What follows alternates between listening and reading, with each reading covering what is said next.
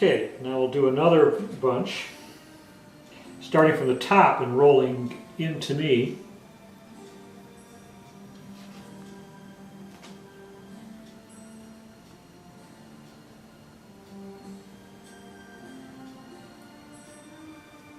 This filling smells great already.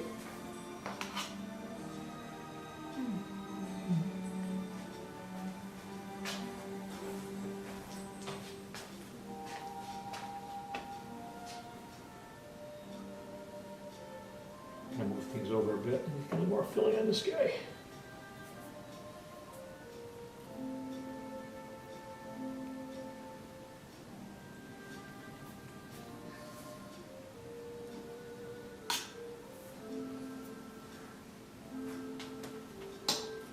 Okay, again, fold over, stretch a bit, and just, actually I've got to dough's a little bit heavy on this one end anyway.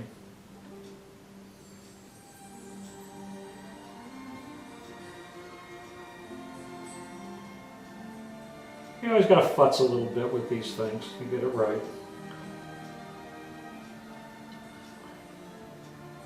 Just stretch it out a bit. Okay.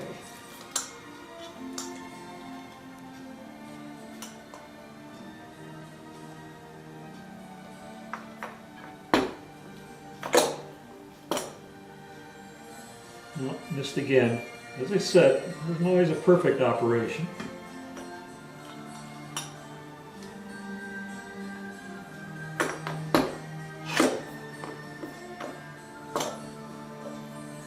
That's nice. That's a nice one.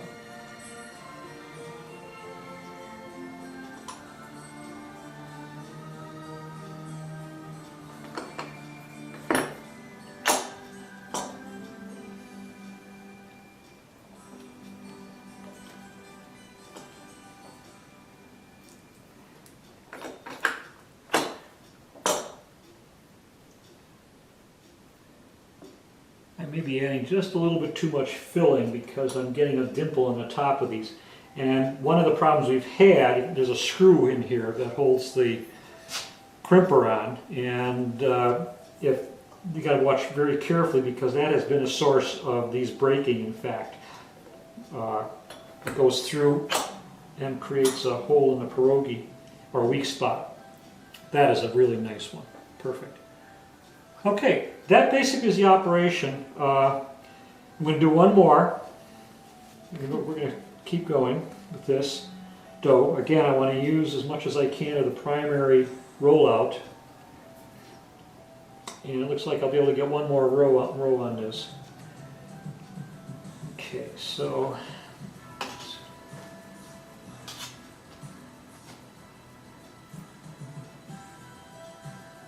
I wish I could get two more out of that, but I don't think I'm going to be able to.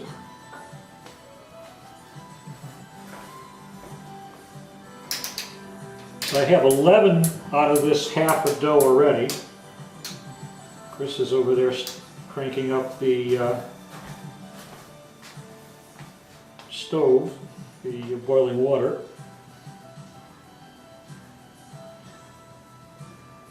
Try a little bit less stuff in here.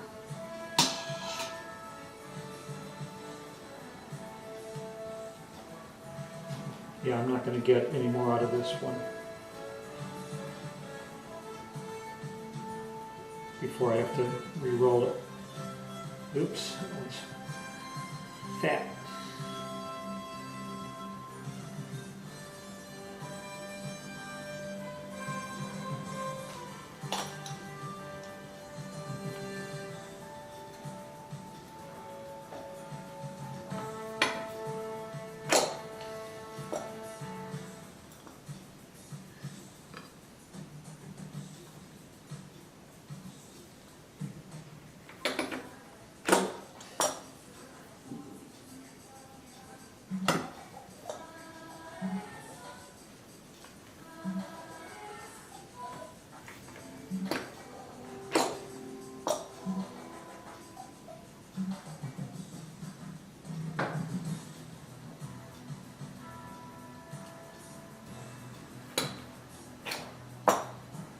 Now, when do we use a 4-inch and when do we use a 3-inch?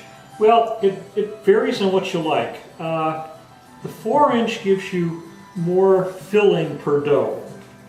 So it really is a personal preference. We tend to like a little bit higher ratio of dough to filling, and so we use the 3-inch, but it's a personal preference. Okay, now I'm going to show you why I have the pasta maker over here. There's not much dough left, and trying to roll this out is really tough after the first rolling, and I want to try and get as much as I can out of here, so I'm going to use the pasta maker to roll the dough.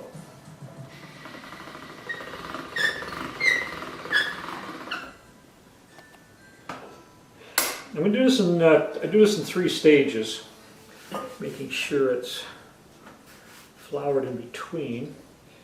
First at the highest setting or widest setting, and then an intermediate, and then finally I'm going to come down to just not the last setting, but just before that, the one setting before that in terms of fineness.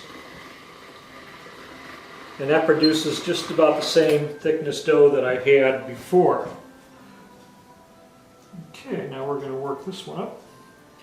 We're going to work in a little different fashion than we did before. I'm going to work from the edges in.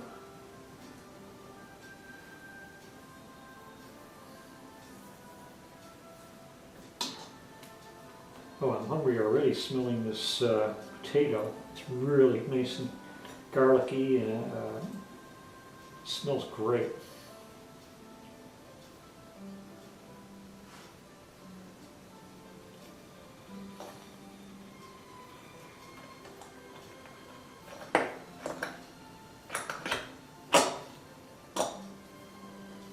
I think my Pampered Chef is wearing out.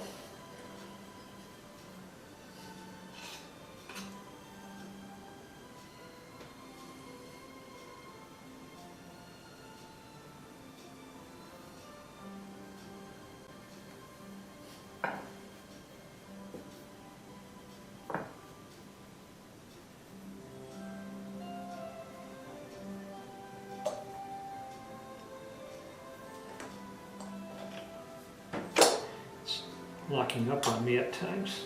Ooh, and it wouldn't even go down right. You do that? Okay, we fixed it.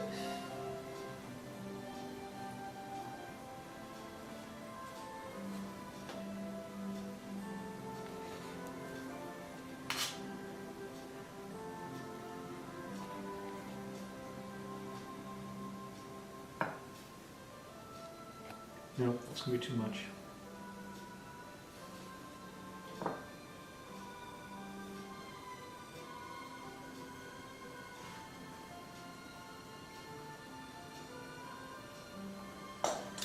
As you can see, there's a fair amount of manipulation in all this. That's what takes a lot of time. We'll be on our feet for somewhere between, well, it depends, 5 or 6 hours working on this.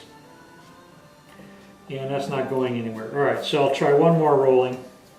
I'm pushing it a bit, but same technique. I go back to wide open on the pasta maker. I can feel the dough is getting thicker. Maybe in some cases you feel it's it's not worth it, that it's getting too tough, so you just say the heck with it, throw it out. But I'm going to push it. Definitely though, this is going to be the last. Never go to 4 rollings, there's not enough dough left. Come over, smooth it down a bit. What I'm doing is, I haven't mentioned, I guess you hopefully can see that I'm applying pressure already before I even do the sealing operation. And press down on that, and it cuts out beautifully. Another nice one. And okay, I got one more in this half a dough. Now, what I'm also going to do is the next one, I will take the entire dough and work with it rather than just half. I think I can get away with it. And you know what, folks, that's not going to work. That's it, scrap. That is basically the procedure.